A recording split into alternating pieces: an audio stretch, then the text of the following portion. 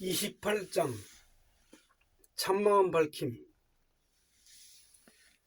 참마음 밝힘. 오품에 와봐야 비로소 참마음 밝힘을 이해할 수 있다.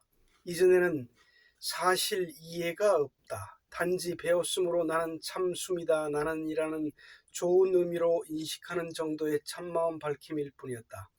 이것이 오품에서 확실해진다. 오품의 관점에서 나는 참빛이요는 무슨 뜻인가? 여기에서의 나의 의미는 육체가 아닌 마음을 가리킨다. 그러므로 나는 참빛이요의 원뜻은 나는 마음이다. 마음은 참빛이라는 얘기다.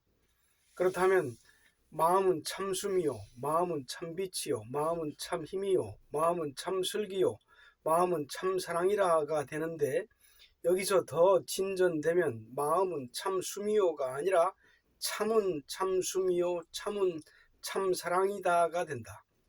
이유는 마음이 참이기 때문이다.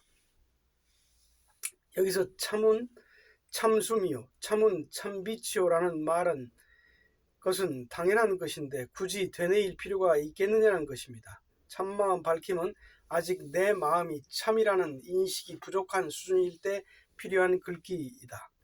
그러나 내가 참빛이라는 것을 완전히 인정할 수 있기 전까지는 계속 반복해야 한다. 특히 단식 기간 중에 참마음 밝힘을 활용하면 큰 도움이 된다. 주변에 방해가 되지 않는다면 가슴을 펴고 가능한 큰 소리로 나는 참 빛이요, 나는 참 생명인데 알고 보니 참 빛이더라, 이런 방법으로 연관지어서 독송하듯 하면 초보자의 경우 안김이나 기울임을 하는 것보다 공부가 훨씬 빠릅니다. 특히 두뇌가 단순한 사람에게 효과적이다. 그리고 나이가 많아서 두뇌 회전이 둔화된 사람에게도 좋고 공부하는 도중에 잡념이 들어올 때도 좋다. 이렇게 소리 내어 되뇌이면 잡념이 빨리 사라지고 정신 통일이 쉽게 되기는 하지만 나중에 정적인 수련을 다시 거쳐야 하는 단점이 있다. 일례로 선도의 임독 유통을 들어보자. 백회에서 회음까지가 인맥이고 그 반대편인 뒤쪽은 동맥이다. 임독 유통을 이루어야 건법이 가능하고 말타기 등 여타의 무공, 내공을 쓸 수 있다. 이 이야기는 그 옛날 풍류도에 있었던 실화이다. 일설에 의하면 그악태자의 이야기라고 전해지는데 선도인들을 통해서 구성되어 내려오는 이야기다. 예기치 못한 전쟁을 맞이하여 병사를 급히 훈련시켜 전쟁터에 투입시켜야 되는 상황에서 정상적으로 임독 유통을 시키려면 호흡을 통해서 기를 모으고 돌리는 과정을 거쳐야 한다.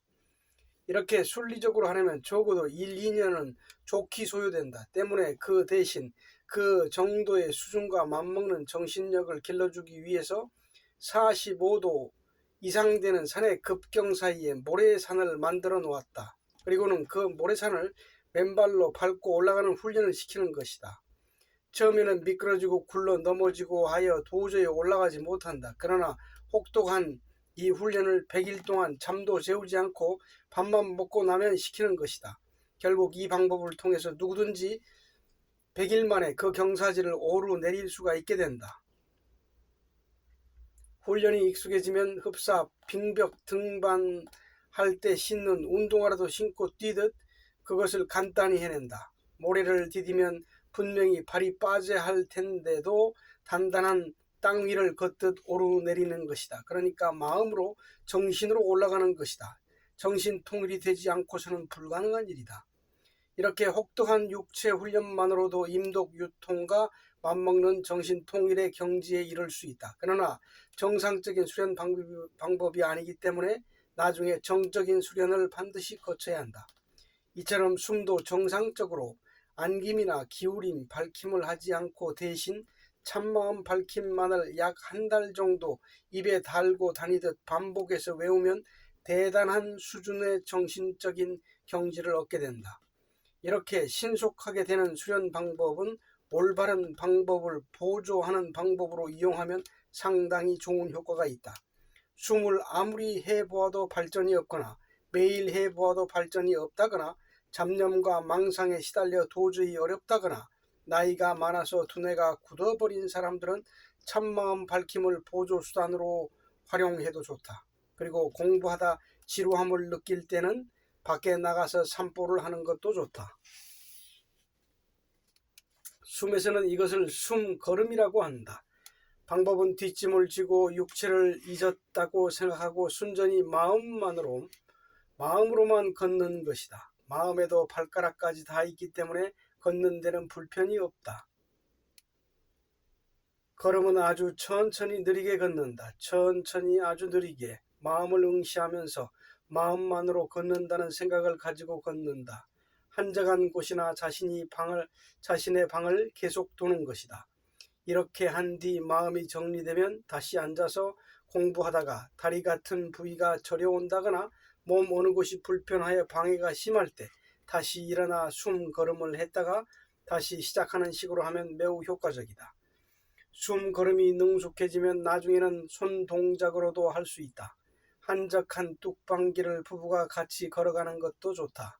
그러나 말을 하면 집중이 깨어진다. 숨 걸음이 능숙하다면 말을 해도 괜찮겠지만 처음에는 서로 침묵하면서 그 생각만 하고 걸어야 한다. 오품이 되면 본격적인 수련을 하지 않을 수 없게 되므로 여기서부터는 비로소 도의 문에 들어섰다, 입문했다라고 한다. 도의 문이 열렸기에 참마음 밝힘을 이해할 수 있는 것이다. 이쯤에서 집중에 대해 한 가지 더 부언하고자 한다.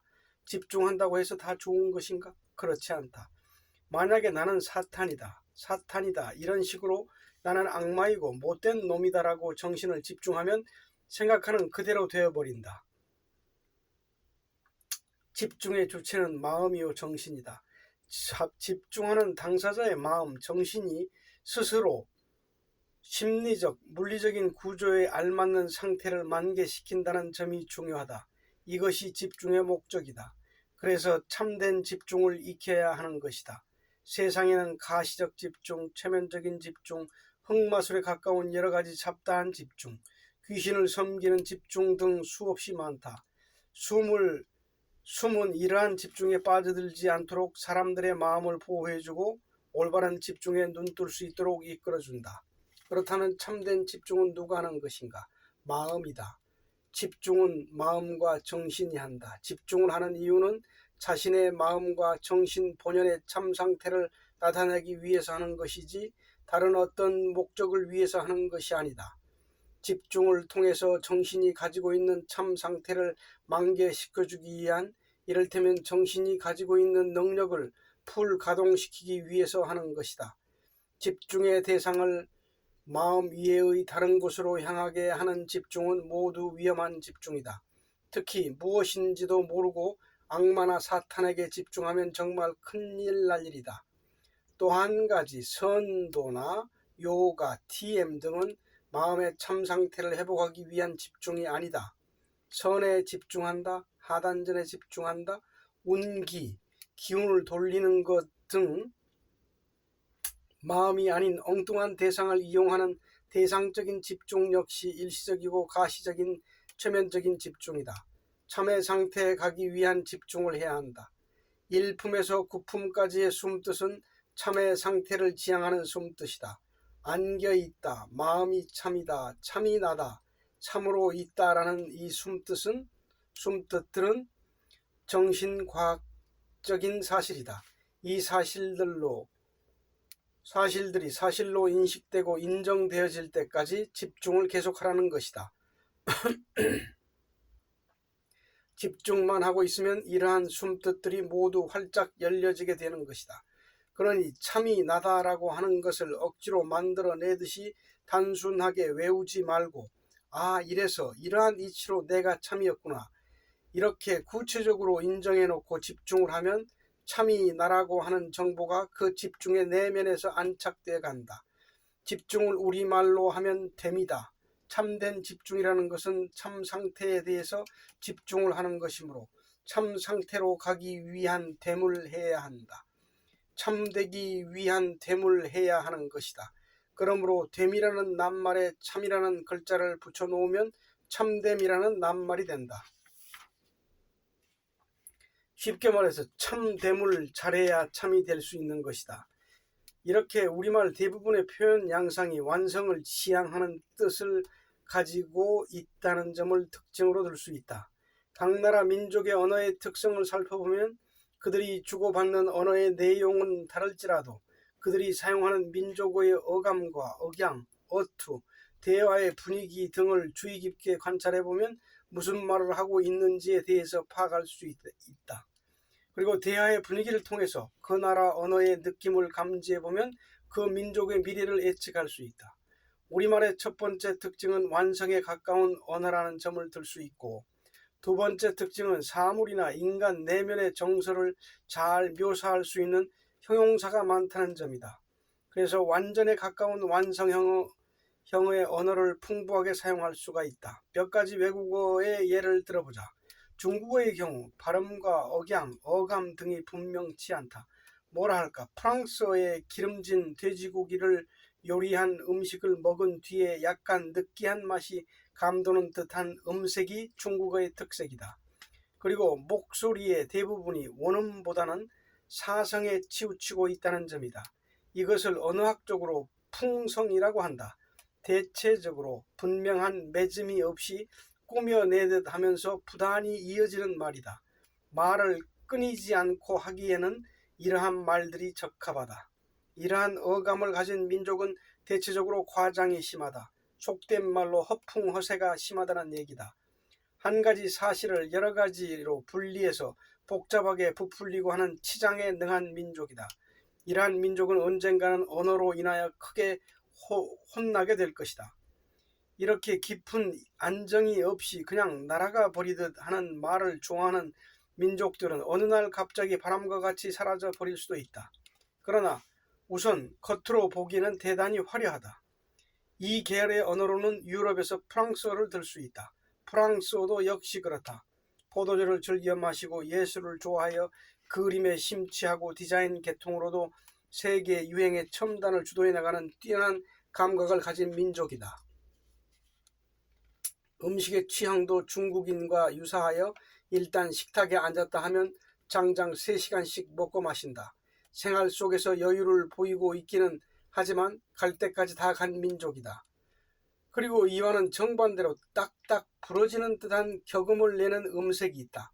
동양권에서는 일본어가 해당된다. 부러지고 끊어지고 하는, 그래서 일본인들은 뭉치기도 잘하고 부러지기도 잘한다. 이러한 민족적 특성으로 인하여 한 가지로 향하는 전문성에서는 깊이 갈 수 있다. 그래서 경제 발전도 남다르게 빨리 일으킬 수 있었던 것이다. 하지만 너무 잘 부러지고 너무 잘 뭉치기 때문에 그 나라도 중국과 같은 시점에서 마지막을 보게 될 것이다. 유럽에서는 독일 민족의 언어가 그렇다. 프랑스와 연접해 있으면서도 그들의 언어는 딱딱 부러지는 이질성을 가지고 있다. 프랑스인보다 독일인이 기계를 더 잘 만들어낼 수 있는 이유는 언어의 특성 때문이기도 하다. 중국인보다 일본인이 기계를 보다 정교하게 다룰 수 있는 이유도 여기에 있다. 이러한 것을 언어의 영역이라고 한다. 이에 비한다면 우리말은 부러지는 것도 날아가는 것도 아니다. 일례로 이름을 지을 때 음양 오행에 해당하는 음류를 들어보자. 음영학적으로 샌소리냐 아니면 물의 소리, 성질에 가까운 부드러운 소리냐, 가운데 중음이냐 토성이냐를 따져서 이름을 짓는다. 단순히 획을 가지고 몇 자 획이냐를 따져서 이름자의 기륭을 판단하는 시대는 이미 지나갔다. 무엇보다도 음령이 중요한 것이다. 음령학적인 성명학, 음이 가지고 있는 영적인 힘을 음령이라고 한다. 사람의 이름에서 음령은 상당히 중요하다. 그리고 한자의 모양이 어떻게 생겼으며 몇 획으로 조화되어 있는지가 중요하고 부르는 이름이 얼마나 부드럽고 조화로운가 안정되어 있는가가 중요하다. 이와 같이 음이 가지고 있는 영적인 힘 때문에 한 나라의 국운까지도 점칠 수 있는 것이다. 한글은 완성형을 지향하는 음영학적으로 음양이 조화가 잘 되어 있는 언어이다. 때문에 우리 한글은 머지않아 세계적인 언어가 될 것이다. 다시 본론으로 들어가서 마음과 정신의 참 상태에 대한 집중, 즉 참된 집중, 능통하게 되면 언제든지 어떤 분야를 막론하고 일상생활 속에서 응용할 수 있다. 참된 집중은 인간의 생명 활동의 중심을 이루고 있기 때문에 이것만 완벽하게 닦아 놓으면 그 나머지는 자동으로 통하게 되어 있는 것이다. 그림을 그리거나 붓글씨를 쓸 때에도 단순히 그림 그리는 행위나 붓글씨를 쓰는 행위만을 목적으로 하여 집중하게 되면 더 이상의 발전이 어렵다. 쉽게 말해서 생업이든 무엇이든 해당 분야의 이 일의 성격에 국한된 소극적인 집중을 초월해서 참된 집중의 상태에서 하면 일이 쉬워지고 발전도 훨씬 빨라진다는 얘기이다. 집중을 통하지 않고는 마음을 고요하게 할 수 없으므로 차분해질 수도 안정될 수도 없다. 그래서 귀신이 가장 두려워하는 것이 집중이다. 용한 사람을 찾아가서 부적이라도 한 장 받아오려면 큰 돈을 줘야 한다. 사업 잘 되라고, 건강하게 해달라고, 국회의원 시켜달라고, 뭐 해달라고 할 때마다 서민의 경제력으로는 상상하지 못할 만큼의 거액을 주고 사는 사람들이 있다. 그러나 만들어 봐야 신통할 거 없다. 부적 이야기가 나왔으니 말이지, 이 세상에서 가장 값지고 큰 부적이라면 숨뜻과 숨오름이 기재되어 있는 문구일 것이다. 도대체 어느 나라 글씨체인지도 모르고 내용조차도 알 수 없는 값비싼 부적을 쓰느니 보다 차라리 숨뜻과 숨오름을 정성껏 써서 걸어두는 것이 훨씬 더 나을 것이라는 얘기다. 한글의 예술성을 살린 아름다운 글씨체로 써놓고 볼 때마다 마음을 가다듬으면 기분 전환은 물론이고 정신적인 기쁨과 깊이가 나날이 새로워질 것이다. 좋은 것을 보면서 잡념을 정리하고 마음을 가다듬는 것이 하루 이틀, 한 달, 두 달 이렇게 계속되면 가정의 분위기가 몰라보게 달라져 간다. 숨뜻과 숨오름을 자주 대하면서 마음이 바뀌어지면 생활도 따라서 바뀔 터이고 생활이 바뀌면 인생이 바뀌게 되는 것이다. 그리고 모든 불행한 사고는 우연히 발생되는 것이 아니다. 이미 예정되어 있는 것이다. 사소한 사고일지라도 이미 1년 전부터 윤곽이 형성되기 시작한다. 희미한 것이 또렷해지면서 저급한 정신 에너지가 더 이상 무형의 상태로 머물러 있기 곤란할 만큼 축적되었다가 형상화되어서 나타나게 된다. 공부하는 사람들이 예지력이라든가 점술 등을 통해서 사고의 발생을 알아내기도 하지만 사람이나 가정을 통해서 그 싹을 볼 수 있는 해안을 가지고 있기 때문에 이 정도면 얼마쯤 뒤에 어떠한 규모로 사고가 발생하겠구나 하는 예측을 영안이라는 능력과 관계없이 판단해낼 수 있다. 집중이 있어야 안정이 온다. 그리고 안정이 있어야 행복이 있는 것이며 행복이 있어야 만사가 순조롭게 잘 되어가는 것이다. 행복이 있고 안정이 있어야 건강하게 살 수 있고 안 될 것 같은 일이 이상하게도 잘 돼서 팔자가 호전되며 심하게 앓던 병이 별탈 없이 그냥 잘 낫게 된다. 이 모든 현상들이 고요와 집중의 힘에서 나온다. 고요해져서 집중이 되면 마음의 에너지가 상승되기 때문에 누구를 막론하고 참이 나타나는 특징을 가지고 있다. 집중의 힘이야말로 만수의 형통의 비결이요 하나님의 닉네임, 별명이다. 그렇다고 아무 집중이나 다 그렇게 될 수 있는 것이 아니다. 집중을 일으키는 당사자의 마음과 정신의 올바른 개혁을 위한 집중이어야 한다. 그러면 참마음 밝힘을 어떻게 해야 하나? 안김, 기울임, 밝힘이라는 세 가지 집중을 통해서 밝혀나가야 한다. 이렇게 참다운 집중의 상태를 잘 통과해서 나도 인류도 함께 행복해질 수 있는 길을 가야 할 것이다. 이제는 공부의 내용이 명료해졌을 것이다. 이러한 설명 과정을 통해서 우리가 지금까지 알고 있었던 종교에서의 하나님이라는 것, 그 하나님의 정체와 실체가 드러난 것이다. 결과적으로 기존의 하나님을 믿는 방법이라는 것은 옳은 것이 아니라는 이야기다. 이제는 하나님을 믿는 시대가 아니고 직접 하나님이 되는 시대이다. 이러기 위해서는 막연한 믿음으로서가 아니라 체계적인 집중을 통해서 이루어야 한다. 이로써 그동안 종교가 해놓은 업적이라는 것은 미신에 불과한 것이었음이 증명되는 것이다. 이제는 기존의 하나님에 대한 정의를 다시 내려야 한다. 여기 하나님이라는 허울을 홀가분하게 벗겨낸 한 편의 시를 소개한다. 하나님에게로 온 편지 4. 어울 윤성희 시집 하나님에게로 온 편지. 무슨 말씀이십니까? 이 기구한 고통 속에서 행복하라고 알 수 없는 말만 남긴 채 무책임한 당신은 무슨 까닭입니까? 이 유배지에 나를 남기고 즐거우라 야속한 입만 여시는 당신은 무엇 하나 남기지 않고 광야에 내몰고는 사랑만 가지라고 하는 당신은 비정한 분이십니다. 남이야 살든 말든 내 알 바 아니다며 허탈한 유서나 원하시는 당신은 파렴치한입니다. 무정한 손길 하나도 없이 나 없이 살라 하는 당신은 있으나 마나한 분이십니다. 너 혼자 하라, 네가 알아서 하라 나서지 않는 당신은 믿을 게 못되는 비겁한 위선자입니다. 하나님의 말씀, 복음이라는 것이 무엇인가? 고통받고 있는 사람에게 행복하라는 일방적인 주문만을 하는 존재이다. 지구 같은 황폐한 유배지에 나 같은 사람을 떨어뜨려 놓고 즐겁게만 살라고 하니 한참 정신 나간 미친 짓 아닌가. 그리고는 도와주기는커녕 있는 재산 없는 재산 다 빼앗기게 해놓고 고작 한다는 말이 네가 알아서 하라는 것이다. 손길 한번 내주지도 않고 나를 위해서 나서주지도 않는 믿을 것이 못되는 존재일 뿐이었다. 이런 하나님을 왜 믿어야 하나? 지금까지 세상에서 교육받아온 하나님이라는 것은 인간이 손 내밀어 주기를 기다리며 따뜻한 손길과 풍요를 주고 기쁨과 복을 주는 믿음직한 존재였다. 인간이 하나님을 경외할 때 가장 심각한 문제는 의뢰심이다. 하나님에게 의지하는 것.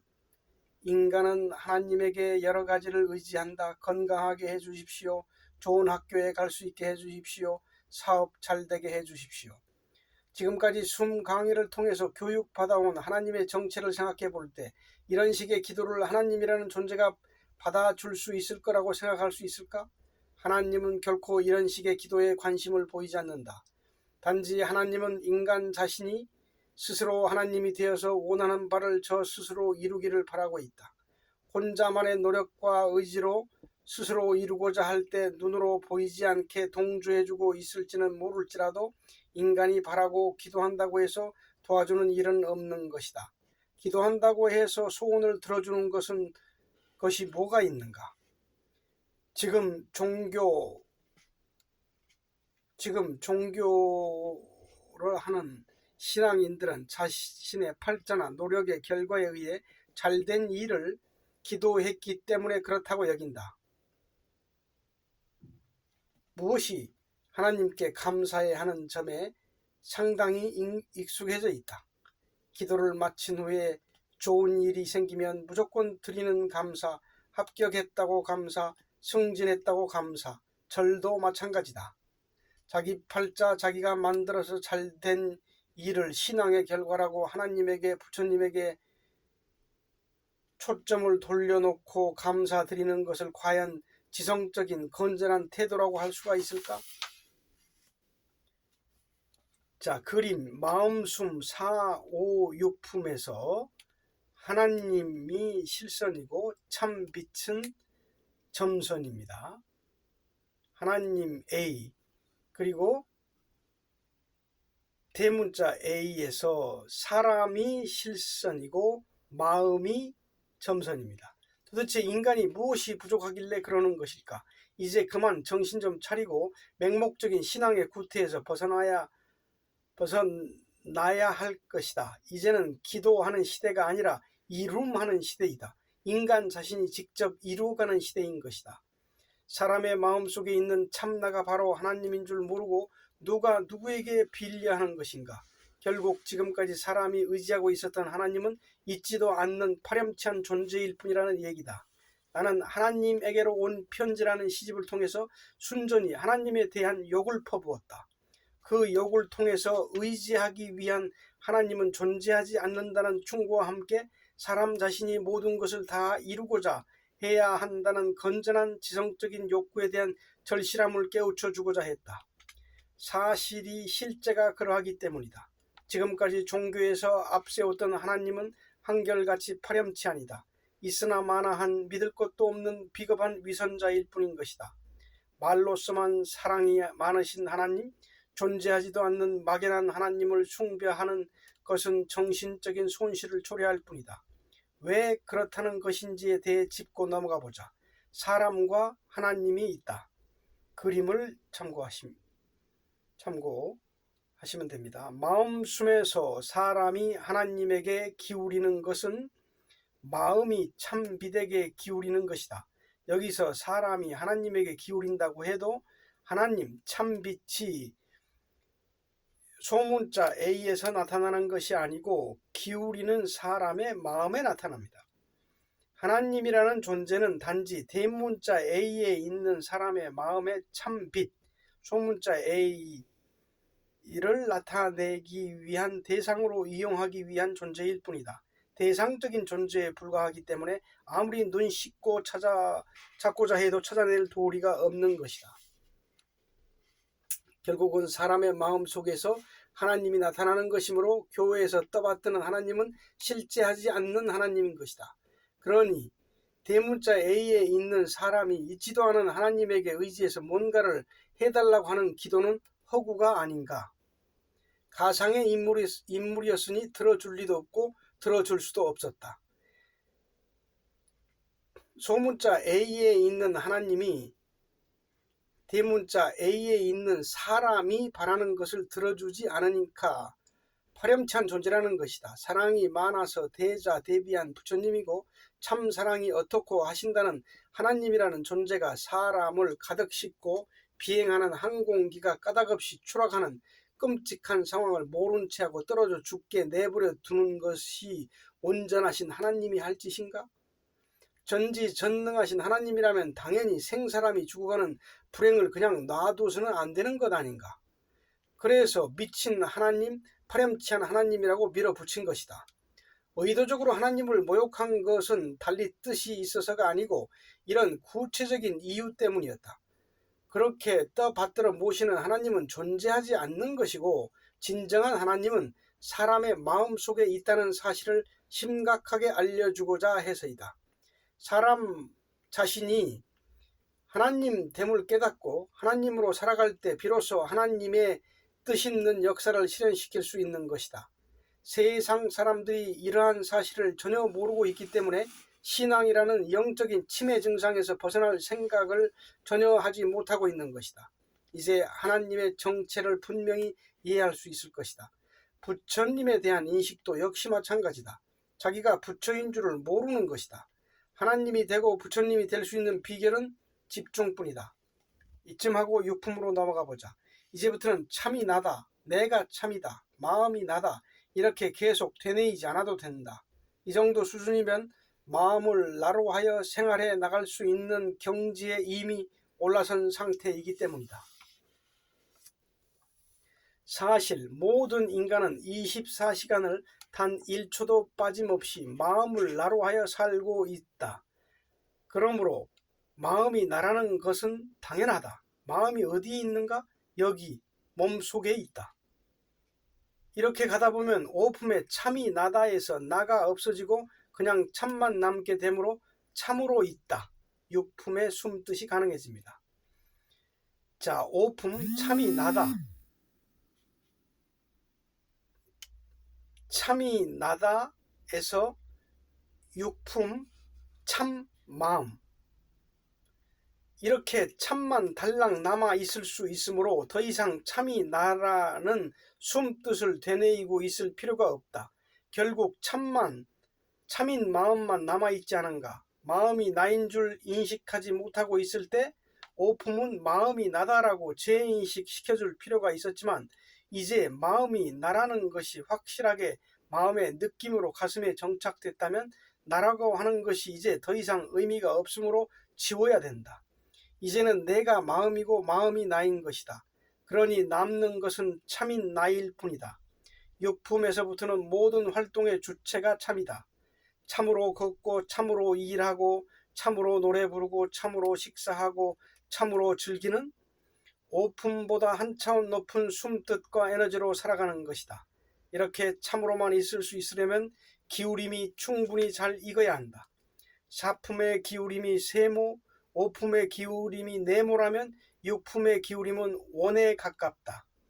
충분한 기울임을 통해서 나타나는 고요와 집중의 상태에 마음과 몸이 휩싸여져 완전히 감히 감싸 안아져야 된다. 그리고 그 기울임이 생활 속에서도 계속 이어져야 한다. 그래야 육품을 통과하고 깨우침을 얻을 수 있다. 집중과 고요의 양이 이 정도 수준은 돼야만 칠품에 가서 상상하기 어려운 아주 쉬우면서도 대단한 내용을 가지고 있는 집중의 마지막 단계, 밝힘이라는 공부를 할 수 있게 된다. 밝힘은 기울임보다 공부하기가 한층 더 쉬워지면서 힘도 훨씬 적게 된다. 숨이 가면 갈수록 쉽고 간편해진다는 것은 이 때문이다. 지금 여러분의 숨은 어느 단계에 와 있는가? 지금까지의 설명으로 짚어볼 때 과연 어떤 하나님을 만나고 있는가? 안김의 하나님인가? 기울임의 하나님인가? 밝힘의 하나님인가? 안김 중에서도 안김의 하나님인가? 드림의 하나님인가? 기쁨의 하나님 어디쯤일까? 숨 오름을 기준으로 평가해보자. 사품의 참됨의 당도에서부터 그야말로 진짜 참이 되는 집중다운 집중을 시작하게 된다. 집중은 사람의 마음을 가만히 내버려 둘 수 있도록 해준다. 마음을 참된 상태로 해방시켜주기 위해서는, 그 참된 상태로 가기 위해서는 집중이라는 기울임이 아니면 안 된다. 기울임이라는 집중이 이 정도로 잘 익으면 걱정 근심으로부터 자유로워지게 된다. 따라서 참품을 넘어가서 사품에 이르면 잡념으로 인한 마음고생은 크게 덜어진다. 잡념이 전혀 부담스럽지 않게 되는 것이다. 잡념 따위가 올 테면 오고 말 테면 말라는 심리적인 여유와 안정이 찾아오는 것이다. 그러나 육품까지는 이것이 완전히 사라지는 자연스러운 경지가 되지는 못한다. 그러나 얼숨에 가면 잡념을 가지라고 협박한다 해도 들어오지 않는다. 그야말로 일체의 잡념이 일어날 수 없는 초월의 경지에 이르게 되는 것이다. 잡념의 정체를 꿰뚫어 본 상태이기 때문이다. 이 경지가 잡념을 물리치고자 하는 정신 통일의 연마로 얻게 된 것이 아니고 잡념의 허구성을 깨달아냈기 때문에 가능한 것이다. 일체의 잡념은 망상이고 환상일 뿐이다. 그리고 여기서 무심과 신심이 다시 한번 대두된다. 무심은 없을 무자 무심이고 얼숨에서는 귀신 신자 신심이다. 불교는 무심, 한마음, 달을 지향하고 피어나다 멈춘 상태, 얼숨은 신심, 참마음이고 태양을 지향해서 만개된 상태, 참마음은 신심에 해당하고 한마음은 불교의 무심에 해당된다. 사람의 마음 구조로 볼 때 불교의 무심은 본성이 미처 다 피지 못한 상태이고 숨의 얼숨은 마음의 본성이 완전히 피어나 만개된 상태이다. 신심 속에는 항상 무심이 포함되어 있다. 달리 말하면 무심을 통과하지 않고서는 신심에 이를 수 없다. 무심한 사람은 그냥 무심하게 깨달은 상태에서 자아 없이 살아가므로 고통이나 번민이 없다. 가령 예를 들어서 무심을 이룬 스님이 제자들이 다투는 모습을 대할 때 어떤 태도를 취할 것인가를 생각해보자. 진정으로 무심에 든 사람이므로 너희들의 사소한 문제인이 둘이서 싸우든 무엇을 하든 이제 해탈의 경지에 와 있는 나와는 상관없는 일이라 하면서 그냥 무심하게 부처님 마음만 가지고 있을 것인가? 대부분의 사람들은 이런 경우 깨달은 스승의 태도는 그저 무심하게 앉아 있어야 하는 것으로 생각하고 있다. 하지만 절대 그렇지 않다. 진정으로 득도한 경지라면 시끄럽게 다투는 것을 보고 일단은 그것이 옳지 않은 행동이라는 판단을 내린다. 그러나 이것은 생각이 끼어들어서 판단하는 것이 아니다. 현실로 나타난 사실을 정확하게 보는 차원일 뿐이다. 결국 무심이라는 것은 일상생활 속에서의 이 일은 다 느끼고 살아가지만 스트레스를 받거나 화내지 않을 수 있는 차원의 경지뿐인 것이다. 그러니 무심에 이르렀다 해도 쓸쓸한 것은 마찬가지다. 여기서 쓸쓸하다는 것의 의미는 내가 쓸쓸한 것이 아니고 쓸쓸함으로 있습니다. 그러나 신심, 얼숨은 쓸쓸하지 않다. 항상 참 마음과 참 빛을 가지고 좋은 생각으로 자신을 이끌어가기 때문이다. 무심은 쓸쓸하고 소극적이며 신심은 신이 나고 적극적이다.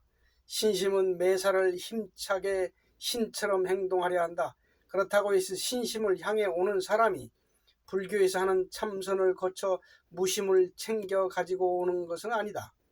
숨의 경지에서는 한 가지 사실을 두고 기쁘게 생각하고 있으면 기쁘게 생각할 수 있는 사실 속에 이미 무심이 들어가 있는 것이다.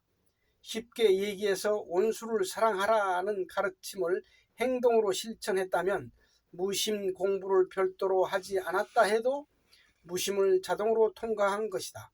사랑의 위력 속에는 자아가 설 땅이 없기 때문이다. 자아는 사랑이 무엇인지를 모른다. 자아의 구조는 사랑이라는 것을 하지 못하게 되어 있다.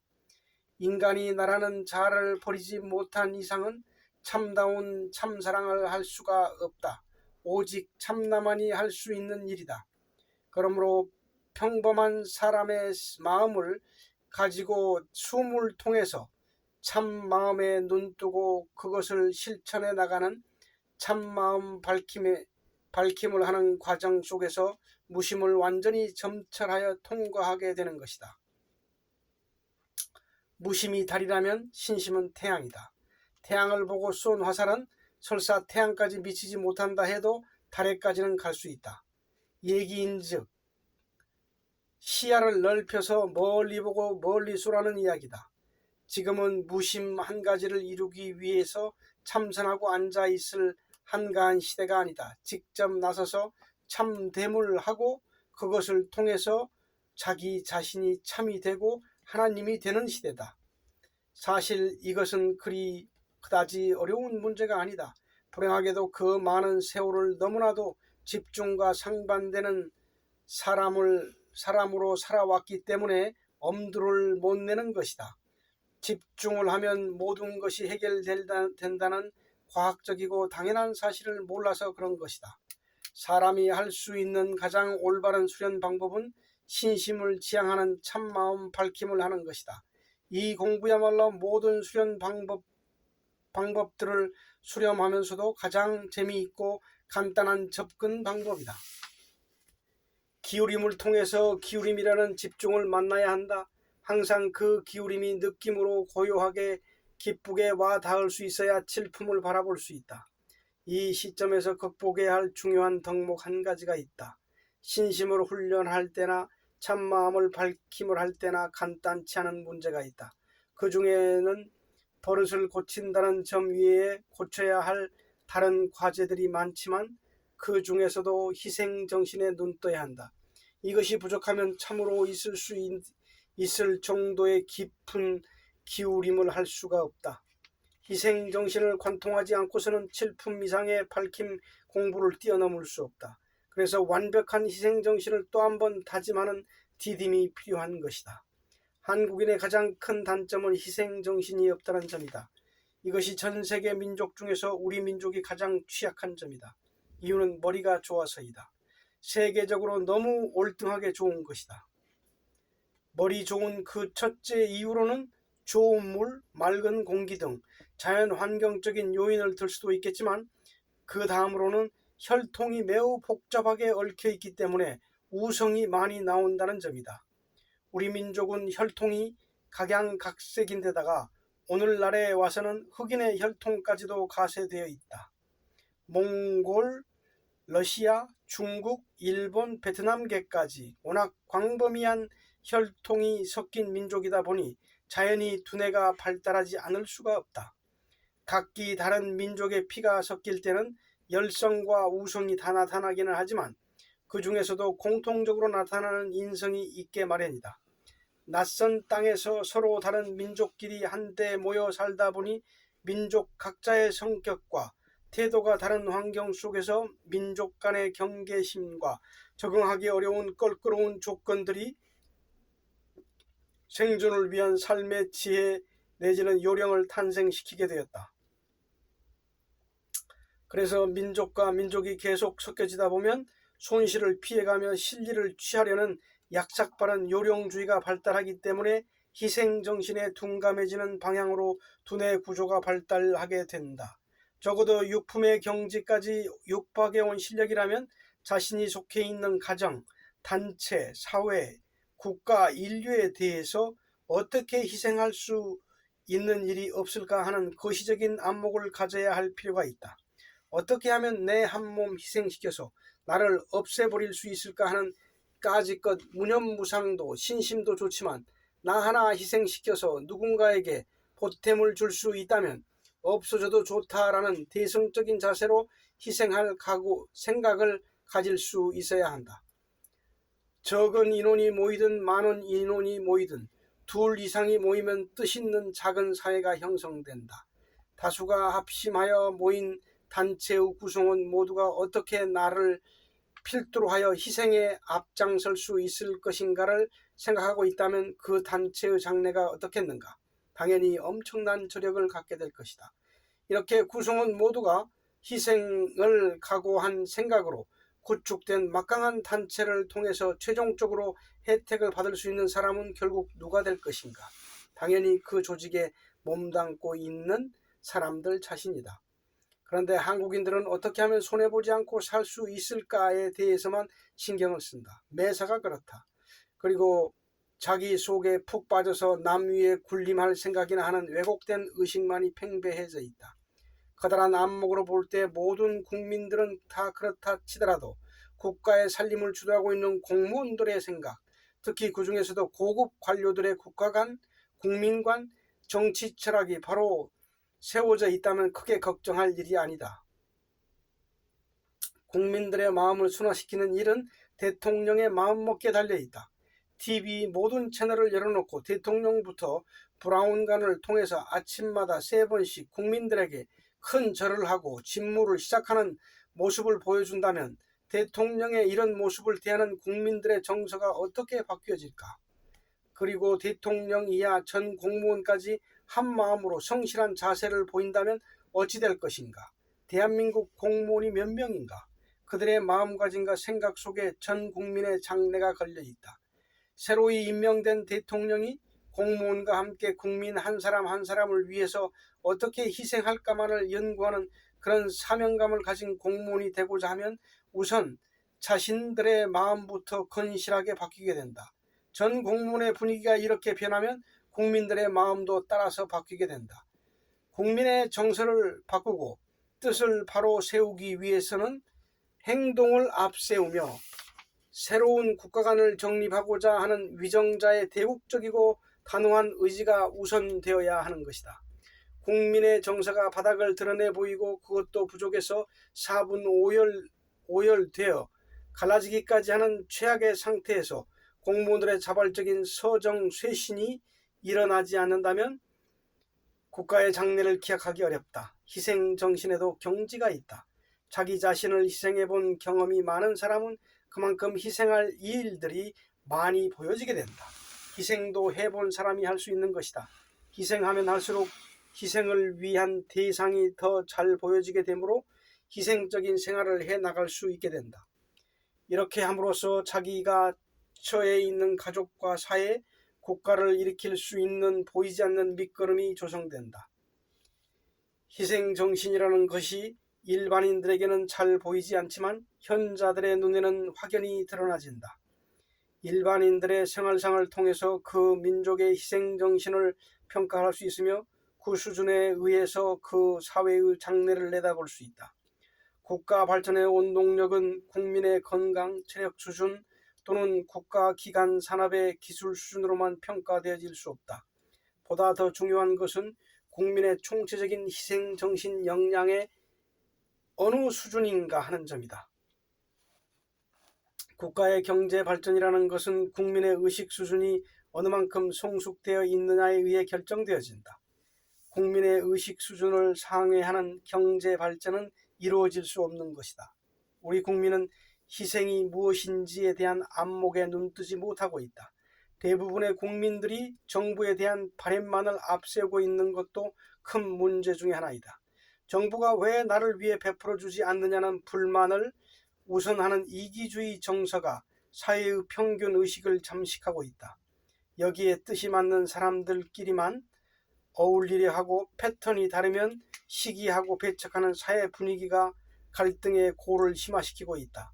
서로의 이해관계가 다르고 취향이 다르다 해도 이해하고 감싸주는 차원에서 함께하고자 하는 노력이 필요할 때이다. 대인관계에서 부드럽게 할 수 있는 이야기도 까닭없이 퉁명스럽고 난폭하게 몰고 가는 극단적인 대화 태도는 상대방이 자기를 위해 주기를 바라면서 대화를 시작하기 위해 희생하고자 하는 차원에서 시작하면 상대방이 어떻게 나오든 간에 화낼 이유가 없을 것이다. 욕품 정도의 고매한 정신을 가지려면 욕심을 앞세우며 시끄럽게 할 것이 아니고 조용히 뒤돌아서서 밑거름이 되고자 희생하는 기술을 터득하기 시작해야 한다. 이러한 정신이 없고서는 뜻있는 일을 이룰 수가 없다. 희생 정신에 대한 눈을 뜨려면 집중을 해봐야 한다. 그렇지 않고서는 그것이 무엇인가 알 수가 없다. 상대방이 나로 인하여 혜택을 받았음에도 불구하고 그 사실도 모르고 오히려 누명을 덮어쓰게 되더라도 조용히 받아줄 수 있는 것이 희생정신이다. 남이 나를 몰라준다 하고 모두가 희생을 꺼려한다면 인간 사회가 유지 발전될 수가 없다. 희생이 바로 사랑이다. 사람이 여럿과 함께 살기 위해서는 희생이 앞서야 한다. 인간관계를 아름답게 승화시켜 사회를 아름답게 하는 것이 희생이요 사랑이다. 더러운 일, 귀찮은 일을 스스로 맡아서 하는 것이 희생이다. 여기서 예술이 싹트고 진리가 싹트서 참마음 밝힘을 할 수 있게 되는 것이다. 희생하지 않고 손해보려 하지 않고 자신에게 불이익이 돌아오지는 않을까 급급해하며 정부가 잘해주기만을 바라기만 한다면 이 나라 이 국민이 가야 할 곳은 불을 보듯 뻔한 일이다. 지금까지는 대통령을 중심으로 하여 말단 공무원에 이르기까지 사회가 사회를 유지 발전시키기 위한 명목으로 조성해 놓은 공공의 자금을 어떻게 하면 더 차지할 수 있을까 하는 데만 골몰해왔다. 국민은 국민대로 세금을 피하려 하고 온 국민, 온 위정자들이 사회를 유지하기 위한 자금 빼먹기에 열중한 결과 나라 살림이 이 지경에 이르고 있는 것이 아닌가. 이와 반대로 국가 예산을 어떻게 하면 한 푼이라도 절약하며 조목조목 현명하게 쓸 수 있을까 하는 희생정신을 앞세워왔다면 우리나라가 지금쯤 어떻게 되어가고 있을까.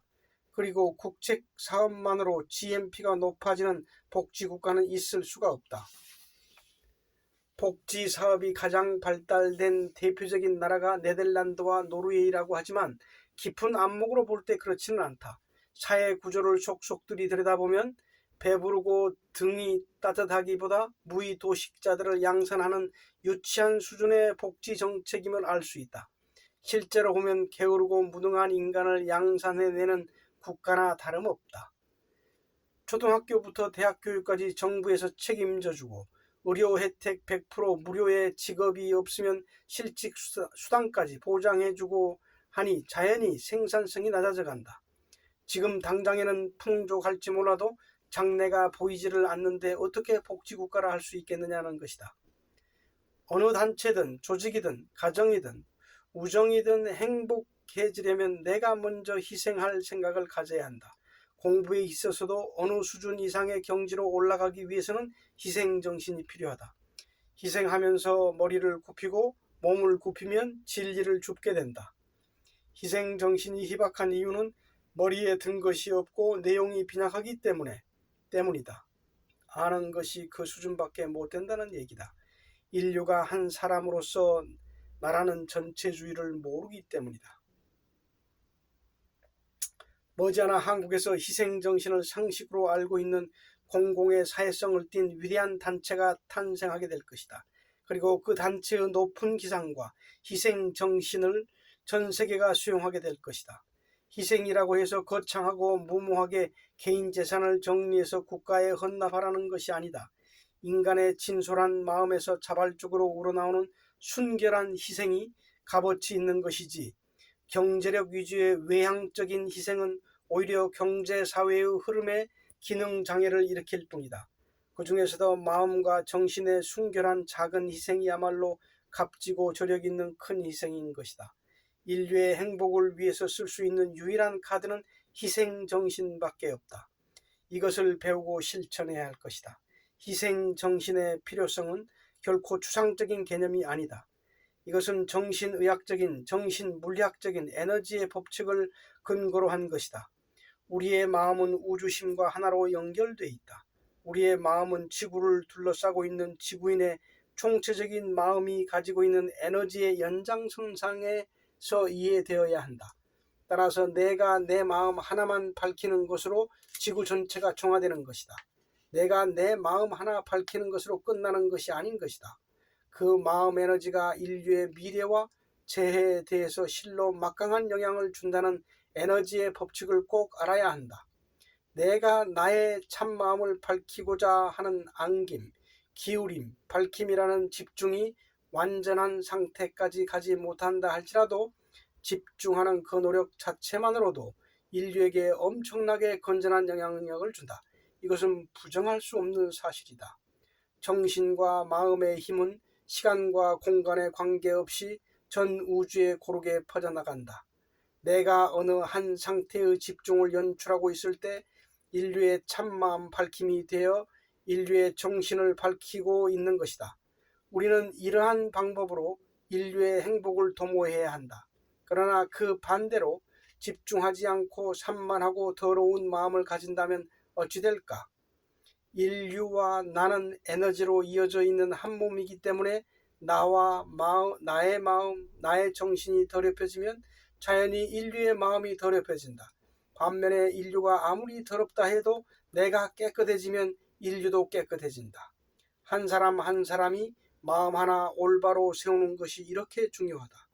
이것을 모르고 자기 마음을 제쳐놓고 제멋대로 놀아나고 있는 것이다. 눈만 뜨면 나쁜 생각에 휩싸여 자존심을 만족시키려는 연구의 현안이 되는 자존심은 희생을 통해서 극복될 수 있다.